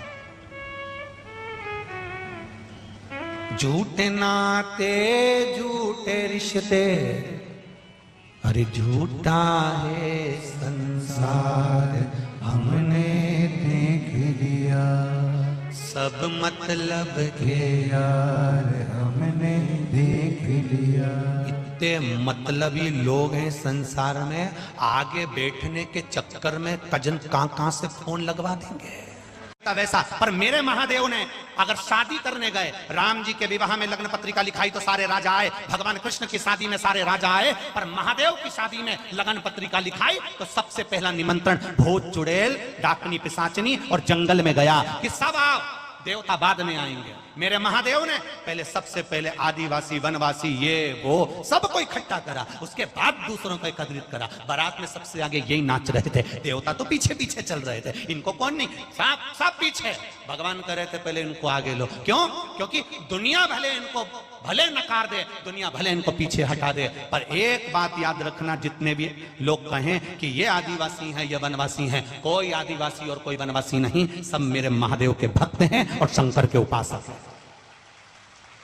ये तो दुनिया के लोग केवल तुम्हें तोड़ रहे हैं, सनातन धर्म से दूर कर रहे हैं, सनातन धर्म से वंचित कर रहे हैं, बैंक भर रहे हैं, परंतु तुम्हें नहीं टूटना है।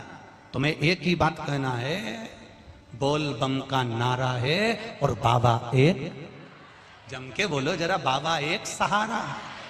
जब भी बोलो तो दिल से बोलना, बोल बम का नारा है, केवल बाबा सहारा है, शंभू हमारा सहारा है, शिव हमारा सहारा है, भगवान शंकर हमारे सहारे, हम उसके भरोसे पर जीते हैं। दुनिया में कोई हमें नहीं टाल सकता,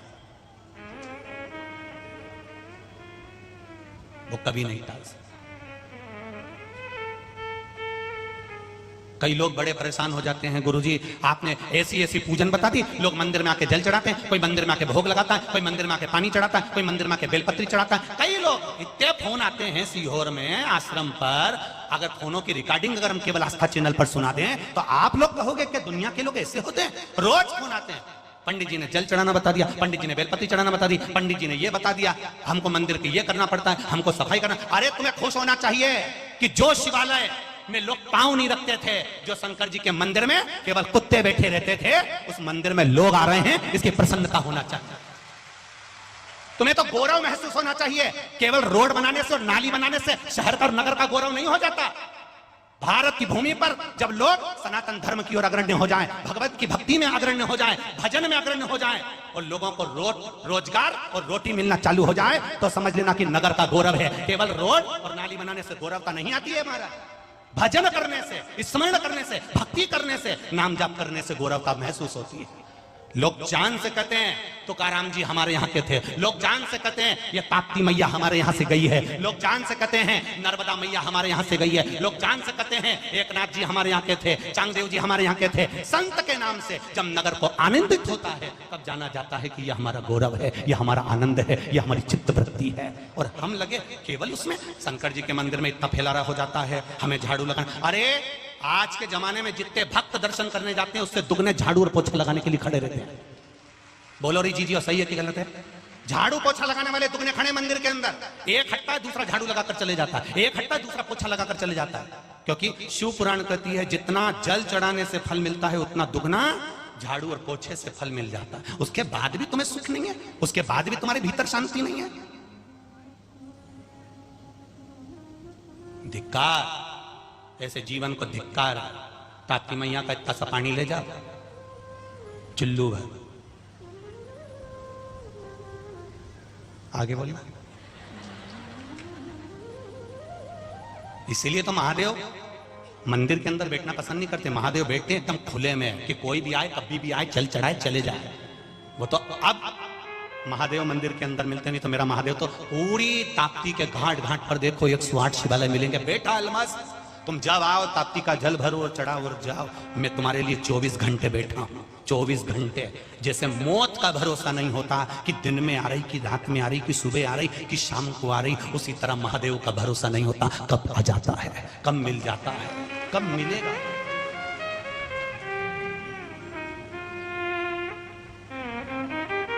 उसके विश्वास पर जियो। उसके बोल बम का नारा है, बाबा एक सहारा है। कोई कितना ही तोड़ दे तुमको, तुम ऐसे तुम ना ना ना ना, हम नहीं टूटने वाले। सारी समस्या का हल एक लोटा जल। दिल में अगर दुख है शिव के पास जाकर बोल देना। कोई नहीं हमारा संसार में, पर महादेव तो हमारा है। ब्रह्मा ब्रह्म लोक में रहते हैं, भगवान विष्णु वैकुंठ लोक में रहते हैं, भगवान शंकर पृथ्वी पर रहते हैं मृत्यु लोक में। जो पास में रहता है उससे कहोगे ना तो वो तुम्हारा थोड़ा हेल्प जरूर करेगा। करेगा कि नहीं करेगा? एक बहू पूना में रहती है, मुंबई में रहती है, और एक तुम्हारी यहीं बैतुल में रहती है। तुम्हारा सिर दुखा तो पूना वाली आएगी कि ये बैतुल वाली आएगी? बोलो बोलो, बैतुल वाली। भले कितना भी झगड़ा हो, कितनी भी लड़ाई हो, कितनी भी अपशब्द बोले, पर दुख की घड़ी में आकर तो खड़ी वो ही होगी। पूना वाली तो आएगी दिवाली पे, मम्मी जी करेगी, तुम्हारे आगे पीछे फिरेगी। क्यों? क्योंकि उसका पति उसको सिखाकर लेकर आया, 4 दिन रुकेंगे, मुंडा बंद रखना, 4 दिन रुकेंगे, तेरा मुंह बंद रखना। बस दिवाली पे 8-10 दिन मम्मी जी करना, इतनी खुश हो जाएगी मम्मी, तेरे को अंगूठी जरूर देगी, पक्का है। और उसने भी यही करा, सिर पे पल्लू लेके पिन मिन टच करके बढ़िया यहाँ से पटला पटली लगा। इतनी खुश हो गई कि बहू को चुपचाप से दे दिया, जेठानी को मत बताना, चुपचाप से दे दिया। और जब बीमार पड़ी सास, अब बुला उसको, जा चली जा थोड़े दिन पूना, जाना एक आध बार, रह तो 2-4 साल उसके पास, धनवंतरी के पास जा। और 2-4 दिन जाके देख लो, 2-4 महीने, 4 महीने तुम पूना में रहकर देखना, 4 महीने में 40 साल जैसा लगने लगेगा। मेरे घर जाऊं मैं तो बैतुल जाऊं, नहीं दूंगी यहाँ, नहीं दूं। रोटी भी दे तो इतना मुंह फुला के दे, इतनी मुंह चले इसका, इतना मुंह चले। तो पहले तो मम्मी तुम कहती थी बहुत अच्छी बहुत अच्छी, अरे दूर के ढोल सुहावने होते हैं, एक आध बार मिलो तो सही। अभी तुमने देखा क्या? काम बैतुल की आएगी। इसलिए भगवान देवादिदेव महादेव मृत्यु लोक के देवता है, पृथ्वी के। जब दुख आया तुमने पुकारा, मेरा महादेव पेल लेकर नंदी लेकर आ गया, काम वही आएगा। पूरे परिवार वाले तुम्हें शमशान छोड़कर आ जाएंगे। कोई रुकेगा?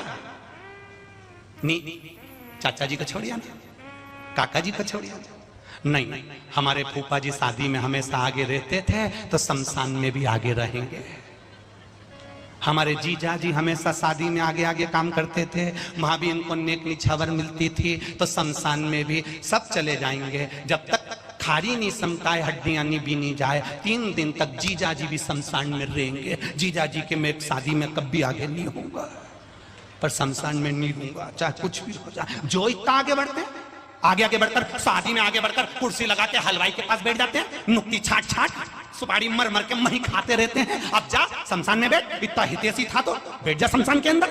नहीं बैठेगा, एक रिश्तेदार शमशान में नहीं बैठेगा। मुर्दा जल रहा होगा, सब आपस में बात कर रहे होंगे, बहुत देर कर दी, बहुत देर कर दी, देख लो जरा, देख लो, सिर हो गया, देख लो। सबको जल्दी है, सबको।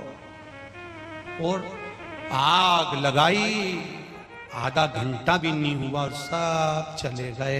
अकेला तुमको छोड़कर गए हैं। उस समय तुम अकेले नहीं हो, तुमने जो शंकर भगवान को एक लोटा जल चढ़ाया है। शमशान में शिव रहते हैं, क्योंकि उनको उनके ससुर दक्ष प्रजापति ने श्राप दिया था। ए शंकर, मैं तुझे श्राप देता हूं कि तू शमशान में निवास करेगा। शिव जी प्रसन्न हो गए, नाचने लगे। भगवान विष्णु ने कहा तुम प्रसन्न होकर नाच रहे हो, तुम्हारे ससुर ने श्राप दिया है कि तुम शमशान में रहोगे। शंकर भगवान कहते हैं मेरे ससुर जैसा दूसरा ससुर नहीं होगा।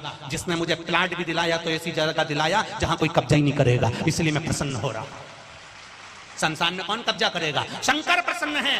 अगर शमशान में तुम्हारे परिवार वाले तुम्हें जलाकर छोड़कर जाते हैं, अंत क्षण तक मेरा महादेव तुम्हारे पास में रहता है। लोग तो चले जाते हैं तुम्हारी चिता के पास में, उस अग्नि के पास में, उस भस्म के पास में। केवल भस्मधारी केवल एक रहता है, वो है त्रिपुंड महादेव, मेरा महाकाल राजा, मेरा त्रिपुंडधारी रहता है। केवल एक, कोई नहीं आएगा। अंत समय प्रभु इतने भजन तुम्हें याद दिलाएं, जरा गाओ लाइन से। समय वचन दिया तो निभाना पड़ेगा, आए ना आए प्रभु कुटुंब कबीला। अंत समय प्रभु आना पड़ेगा, ओ वचन दिया तो निभाना पड़ेगा। वो आएगा तुरंत, एक क्षण में दौड़ कर आ जाएगा, एक क्षण में। 3 मित्र थे, तीनों में लड़ाई हो गई, तीनों लड़ लिए, तीनों। उसने कहा राम बड़े, उसने कहा कृष्ण बड़े, उसने कहा शिव बड़े। शिव महापुराण कहती है कोई बड़ा नहीं, सब बराबर है। राम कृष्ण शिव सब एक है, इनमें कोई भेद नहीं है, सब एक है। वो तो दुनिया के लोगों को अपना घर सेकना है, इसलिए इनमें भेद कर दिया। ये राम वाले हो गए, वो कृष्ण वाले हो गए, वो शंकर वाले हो गए। किसी में भेद नहीं है। गुलाब जामुन खाओगे तो भी पेट में जाएगा, जलेबी खाओगे तो भी पेट में जाएगा। हो सकता है किसी किसी का पेट अलग हो, जलेबी इधर चली जाए, तो बात दूसरी है। नहीं, तुम्हारा डिजाइन अगर चेंज हुआ हो तो उसका क्या भरोसा। नहीं, हमारे यहाँ गुलाब जामुन इस डिपार्टमेंट में जाती है, जलेबी इधर जाती है, तो बात दूसरी। पर हमारा शास्त्र नहीं कहता, हमारा सनातन धर्म नहीं कहता गुलाब जामुन है तो पेट में जाएगी, रसगुल्ला है तो पेट में जाएगा, जलेबी है तो पेट में जाएगी। उसी तरह राम कहो, कृष्ण कहो, शिव कहो, अंत समय में जाना वही है, एक ही जगह। वहीं कमला मिलेगी, वहीं लीला मिलेगी, वहीं मिलेगी। पर कब मिलेगी? जब भजन करा होगा। और कभी अगर उसने कथा ही नहीं सुनी, दिन भर चुगली, निंदा, बुराई 24 घंटे लगी रही, तो फिर क्या मिला? एक व्यक्ति जा रहा था, गुलाब का फूल देखा, कितना सुंदर फूल है, पर इसमें कांटे नहीं होते ना, तो कितना अच्छा रहता। आगे गया तो कोयल देखी, कोयल इतना मीठा बोल रही थी। सोचा कोयल कितना मीठा बोलती है, पर काली नहीं होती तो कितना अच्छा होता। और आगे गया, समुद्र देखा, कितना पानी, क्या लहरें चल रही है। पिया तो खारा, पानी अच्छा है पर खारा नहीं होता तो कितना अच्छा होता। कोयल, गुलाब का फूल, समुद्र का जल, तीनों ने मिलकर कहा रे इंसान, तुझ में दूसरे की बुराई देखने की आदत नहीं होती तो तू कितना जोरदार होता। पूरी जिंदगी बुराई देखी साहब, ये बुरा कर दिया, वो अच्छा कर दिया, ये कर दिया, वो कर दिया, पूरी जिंदगी बुराई देखी। सियर वाला महाराज ने ये बोल दिया, वो बोल दिया, ये कर दिया, वो कर दिया, समिति ने ऐसा कर दिया, समिति ने वो कर दिया, उसने ये कह दिया, उसने वो कर दिया, पूरी जिंदगी बुराई देखी। कभी अच्छा तो देखते, और जब अच्छा प्राप्त करते तो जीवन सार्थक हो जाता तुम्हारा। हमने अच्छा देखा ही नहीं। बुरा जो देखन में चला बुरा न मिलिया कोई, फिर कौन बुरा, कौन वो, कौन बुरा? अपनी कमलाबाई। बुरा कौन? ये मन, ये चित्त, ये हृदय, ये दिल, स्वयं बुरा, स्वयं बुरा।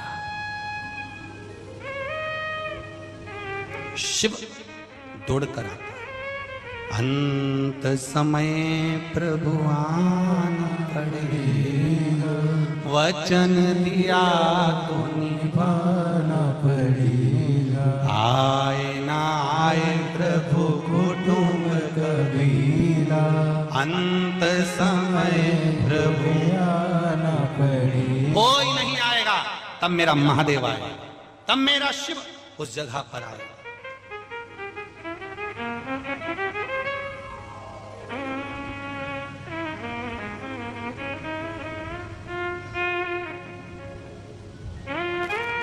महाराज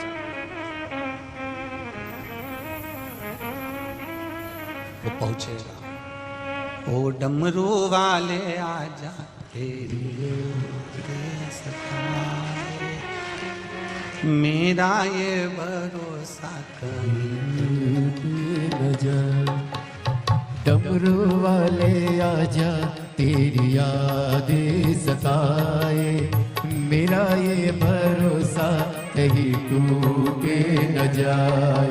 ओ डमरू वाले आजा तेरी याद सताए, मेरा ये भरोसा कहीं टूटे न जाए। छुपा कहाँ हो भोले बाबा, ओ डमरू वाले आजा तेरी याद सताए, मेरा ये भरोसा कहीं टूटे न जाए। ओ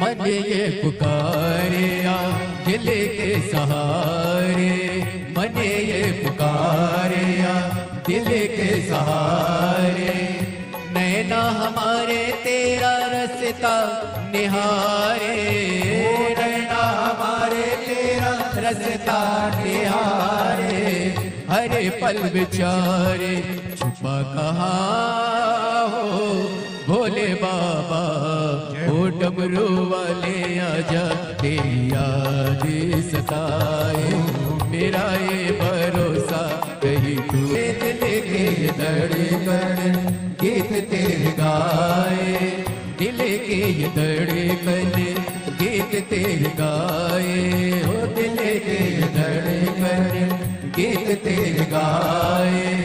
रोती है अखियाँ नीर बहाए, रोती है अखियाँ नीर बहाए, कैसे समझाए छुपा कहाँ हो भोले बाबा, ओ डमरू वाले आजा तेरी याद सताए, मेरा ये भरोसा कहीं टूटे न जाए।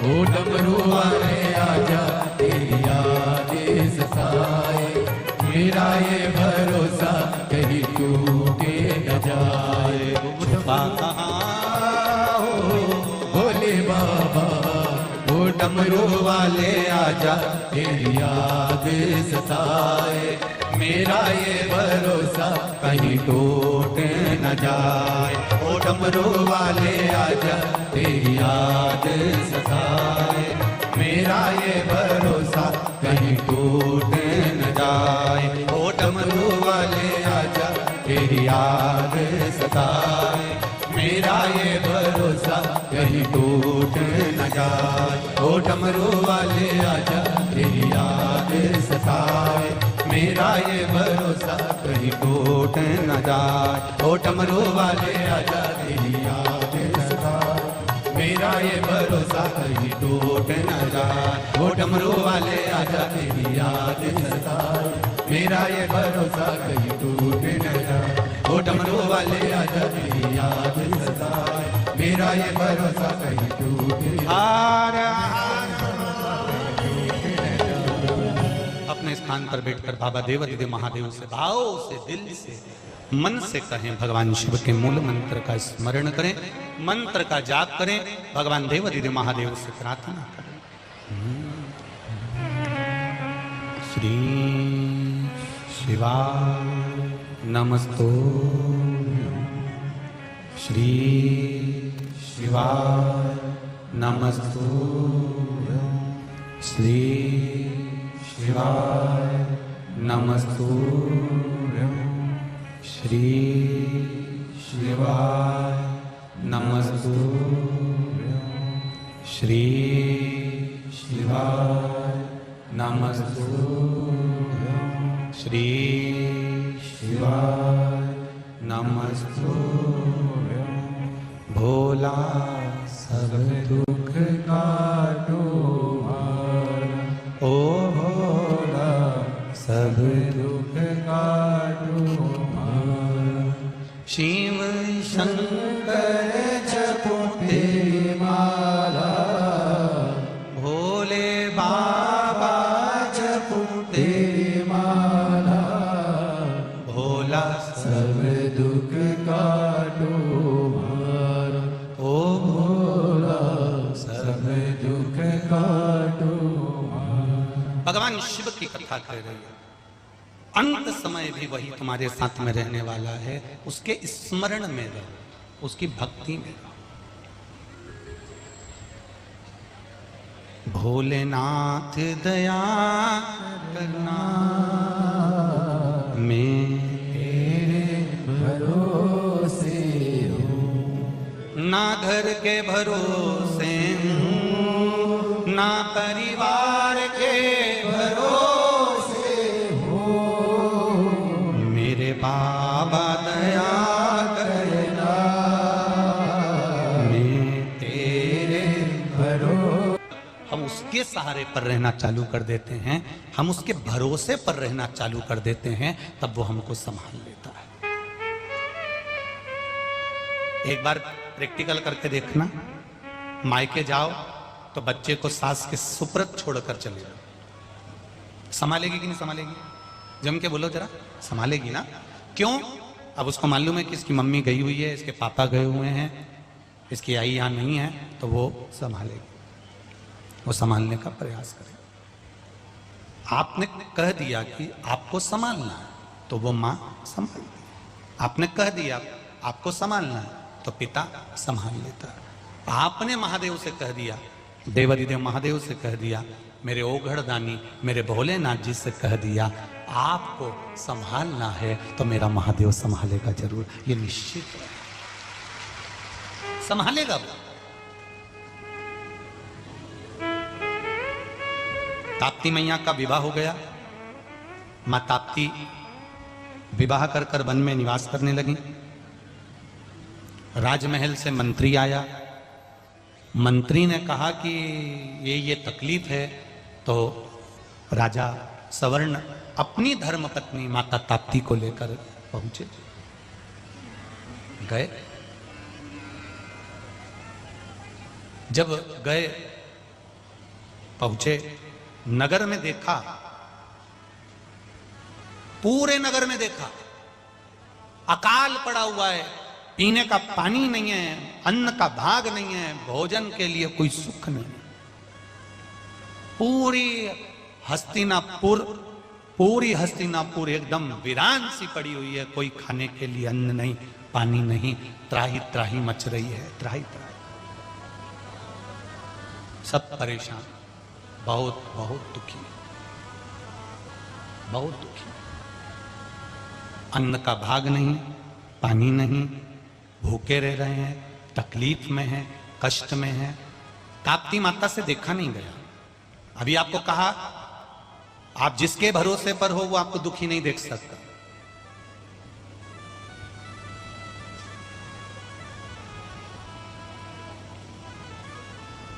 कभी दुखी नहीं देख सकता। अगर आपने स्नेह करा है, भगवान के चरणों से अगर आपकी प्रीति है, प्रेम है, तो महाराज वो दुखी नहीं देख सकता। लाखों के दुखड़े जो तू हर गया डमरू वाले, तो मेरे दुखड़ों को देख कर क्यों डर गया डमरू वाले। महाराज प्रीत, प्रेम, स्नेह, वात्सल्यता, करुणता यदि आपकी है तो वो निभाएगा।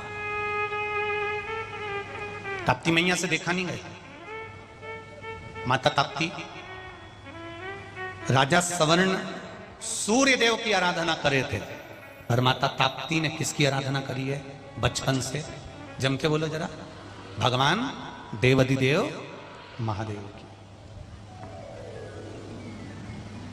माता ताप्ती ने हमेशा महादेव की भजन करा, महादेव की भक्ति करी। अब ताप्ती माता ने अपने पति राजा सवर्ण से कहा, स्वामी नगर की दशा देखना है और नगर की दशा देखकर हमें आना चाहिए, हमें नगर वालों से थोड़ा सा मिलना चाहिए, चलो जरा इनकी दशा भी तो जाने। चलो। ताप्ती मैया के लिए रथ लगाया गया। दासी पादुका लेकर आई है माता ताप्ती के लिए।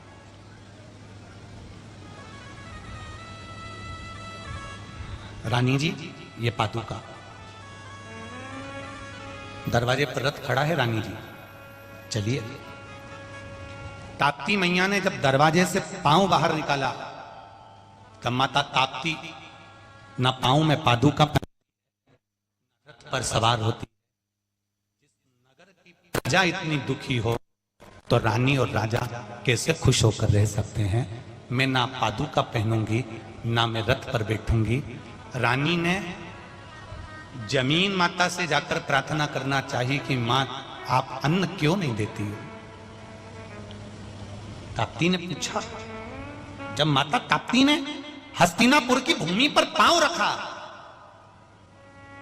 हस्तिनापुर की भूमि पर माता ताप्ती जब पांव रखती है तब माता ताप्ती ने पूछा, हे पृथ्वी मैया क्या तुम्हें दुख नहीं होता? इतनी संतान तुम्हारी रो रही है, बिलख रही है, भूख से मर रही है और तुम दुखी नहीं होती? ताप्ती मैया के शब्द पृथ्वी माता के कानों में गए। माता पृथ्वी ने सामने प्रकट होकर माता ताप्ती से कहा, मैं पृथ्वी हूं, पुण्य भी मेरे पास में रहता है और पाप भी मेरे पास में रहता है। जब पाप बढ़ता है तो पुण्य छोटा होते चले जाता है, और पुण्य जब छोटा होते चले जाता है, पाप प्रबल होते चले जाता है, तो पृथ्वी कहती है फिर मेरे हाथ में नहीं रहता अन्न देना, मेरे हाथ में नहीं रहता जल देना, मेरे हाथ में नहीं रहता इनको कुछ प्रदान करना, फिर मैं नहीं दे सकती, फिर देने वाला तो देवाधिदेव महादेव होता है, फिर वो देता है। ताप्ती मैया ने जगह जगह शिव जी का पूजन करवा दिया, शिवलिंग का निर्माण करवा दिया। उस निर्माण के कारण महादेव उस हस्तिनापुर में आकर विराजमान हुए। हस्तिनापुर में जब आए, बाबा देवाधिदेव महादेव ने कह दिया, भगवान शिव ओगड़दानी त्रिकालदर्शी कैलाशी अविनाशी ने कह दिया, अरे ताप्ती तुम्हारे तप बल के कारण मेरा यहाँ आगमन हुआ है। पृथ्वी मैया को आदेश दिया कि वापिस उपजाऊ हो जाओ, और भूखमरी को मिटाते हुए मेरे महादेव ने फिर अन्न का भंडार भर दिया। अन्नपूर्णे सदा पूर्णे शंकर प्राण वल्लभे मां अन्नपूर्णा को याद किया, चारों तरफ अन्न ही अन्न हो गया, हर जगह पर गया, जल ही जल हो गया, पूरा हस्तिनापुर फिर आनंदित हो गया। ये शिव तत्व है, ये शंकर है।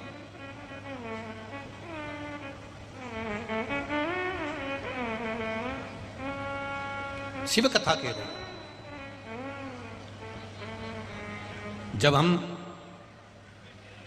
जितने कदम चलकर देवाधिदेव महादेव के मंदिर जाते हैं, जितने कदम चलकर हम शिव महापुराण की कथा तक जाते हैं, जितने कदम चलकर हम किसी गुरु के दरवाजे तक जाते हैं, शिव कथा कहती है, उतने अश्वमेध यज्ञ हम अपनी जिंदगी के कर लेते हैं, उतने अश्वमेध। आप जितने कदम चलकर भगवान की अविरल भक्ति की ओर जा रहे हैं, उतना उतना देवाधिदेव महादेव आपको पकड़ते चल रहे हैं। करो, शिव आराधना का जो सुख है वो साधारण नहीं है। भगवान की अविरल भक्ति का जो सुख है वो साधारण नहीं हो सकता। शिव तत्व की ओर आगे बढ़ो, भगवान शंकर की भक्ति की ओर आगे बढ़ो। ये संपूर्ण ब्रह्मांड के लिए, संपूर्ण विश्व के लिए। और इस कथा को कोई थोड़े बहुत लोग नहीं सुन रहे, पूरा विश्व सुन रहा है। आस्था चैनल पर, फेसबुक, यूट्यूब पर पूरा विश्व इस कथा को सुन रहा है, ताप्ती के महत्व को जान रहा है कि मां यमुना की बहन ताप्ती का भाव क्या है। राजा पुरु ने मां ताप्ती के गर्भ से जन्म लेने वाले बच्चे ने माता ताप्ती से प्रश्न किया, मां जन्म लेने वाला बच्चा पांव के बल, हाथ के बल, माता के गर्भ से प्रविष्ट नहीं होता। हमारा शास्त्र कहता है मां जन्म लेने वाला बच्चा मस्तक के बल पर बाहर आता है, उसका कारण क्या है?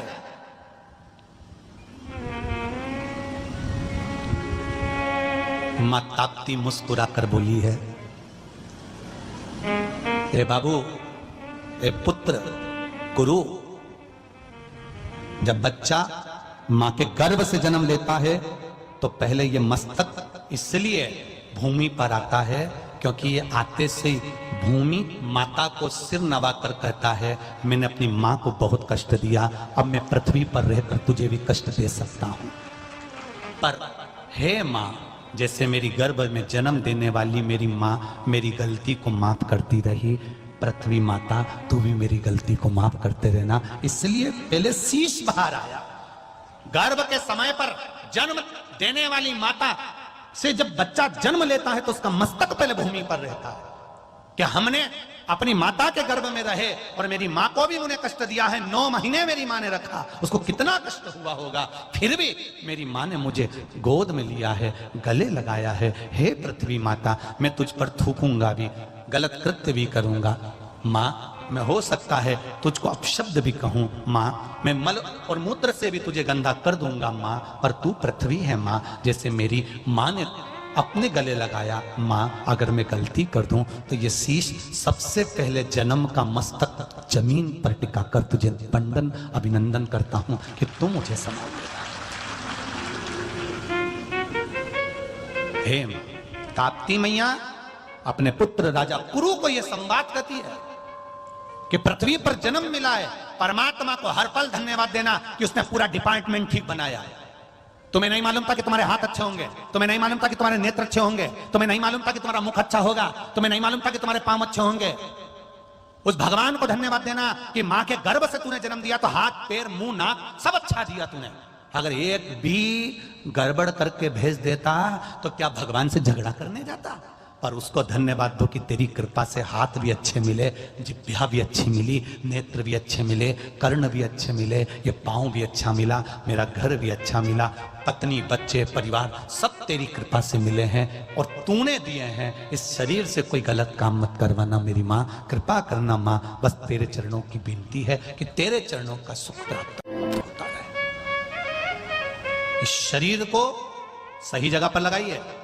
अपने घर में रोज झाड़ू लगाते हो, अपने घर में रोज पोछा लगाते हो, अपने घर में रोज सफाई करते हो। प्रतिदिन शंकर भगवान के मंदिर में जब जल चढ़ाने के लिए जाओ, शंकर भगवान के मंदिर में जब तुम पहुंचो तो उससे पहले शिव मंदिर में जाकर जल चढ़ाने के बाद थोड़ी देर रुककर मैं झाड़ू और पोछा सफाई कर आओ। थोड़ी निर्माल्य पड़ी हो, पत्ता पत्ती पड़े, उसको उठाकर उसका फल क्या होगा? हम देवता के द्वार के कचरे को अगर साफ कर देते हैं तो वो भी हमारे जीवन के ना जाने कितने दुखों को साफ कर देगा, कितने कष्टों को साफ कर देगा। उसकी भक्ति है, उसका भजन है।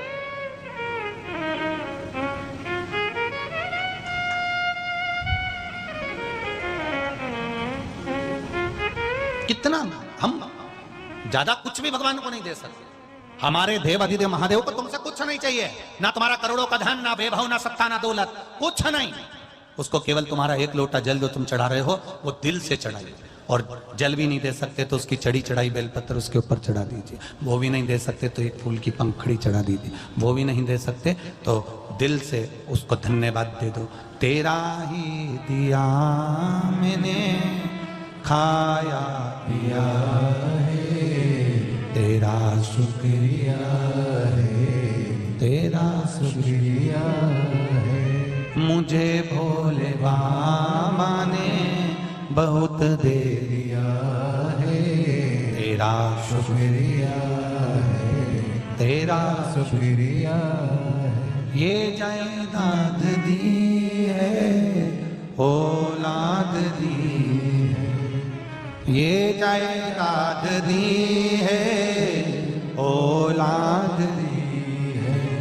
मुसीबत में हर वक्त इमदाद दी है, मुसीबत में हर वक्त इमदाद दी है।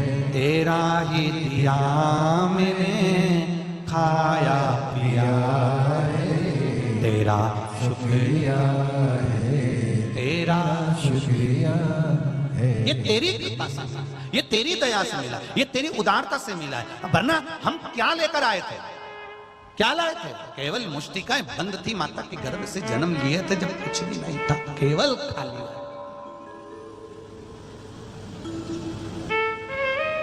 और जाओगे तो भी कुछ भी नहीं जाने वाला, जो है सब पड़ा रह जाएगा। एक से बढ़कर एक साड़ियां अलमारी में रखी है रीजी जी, सब पहन लो, जीवन का कोई ठिकाना नहीं। एक भी साड़ी ऐसी मत रखना कि ऊपर जाते समय याद आए कि मैंने नीली कलर की नहीं पहनी है। सब नहीं तो ऊपर जाती जाती भगवान से कहोगी वंस मोर, एक बार और छोड़। भगवान भी कहेगा चुपचाप चल रही कि दो चुप दो चार, वो पकड़ कर ले जाएगा और छोड़ेगा नहीं। इस मृत्यु लोक में आने के बाद में अगर हम खूब एंजॉय का जीवन जियो, जितने खुश रह सकते हो उतने खुश रहो, जितने प्रसन्न रह सकते हो उतने प्रसन्न रहो, रोकर जिंदगी मत निकालना। कौशल्या मैया के गर्भ से राम जी महाराज का प्राकट्य हुआ, माता ने बोल दिया सोमती डोली। महाराज मां कह रही है कि ये सुनी वचन सुजाना रोदन ठाना।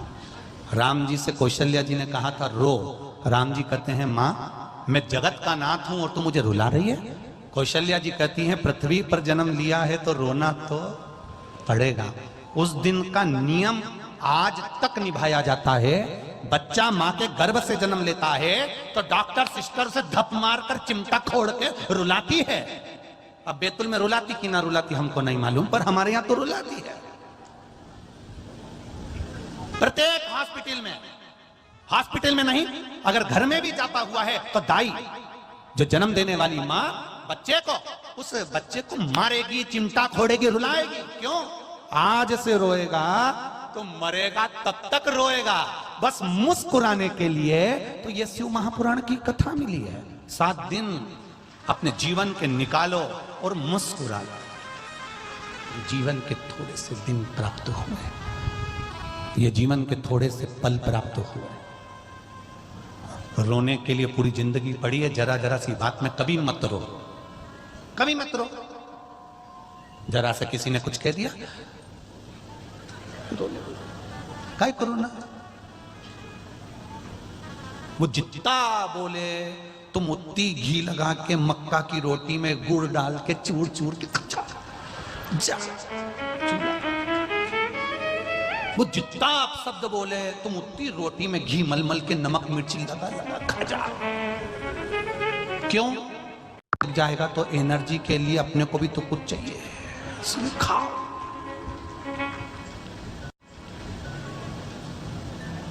खाओ डट के, रोटी डट के खाओ, पर किसी के प्राण मत खाओ, तुम डट के खाओ। कोई बोले बोले बोले तो अब शिव महापुराण की कथा कहती है, मित्रता अगर करना तो किसी निंदा करने वाले से करना। किससे करना? निंदा। क्यों? निंदक मित्र एक ऐसा होता है जो निंदा करने में कभी पीछे नहीं हटता। निंदक आपकी भी निंदा करेगा, संसार की भी निंदा करेगा। निंदक से मित्रता ऐसा रखना, क्योंकि जो तुम्हारी बड़ाई करने वाले होते हैं वो एक दिन निंदा कर सकते हैं, पर निंदा करने वाला तुम्हारी कभी बड़ाई नहीं कर सकता। उससे मित्रता, उससे हित रखो। ये हमारा बुराई बताएगा, हमारे भीतर का कुछ बेकार होगा तो सामने लाके छोड़ देगा।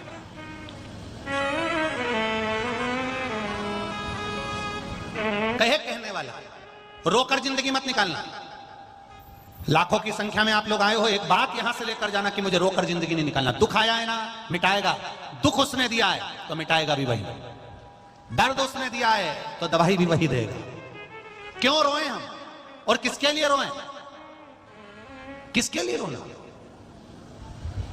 छोरा नहीं सुन रहा, बच्चे नहीं सुन रहे,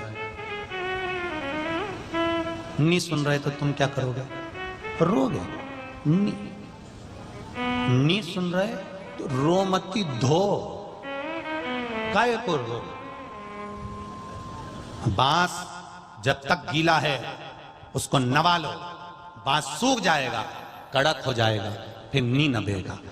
जो वंशकार समाज के लोग होते हैं, बांस का जो सामान बनाते हैं वो धीरे धीरे छील कर उस बांस से सुंदर निर्माण करते हैं।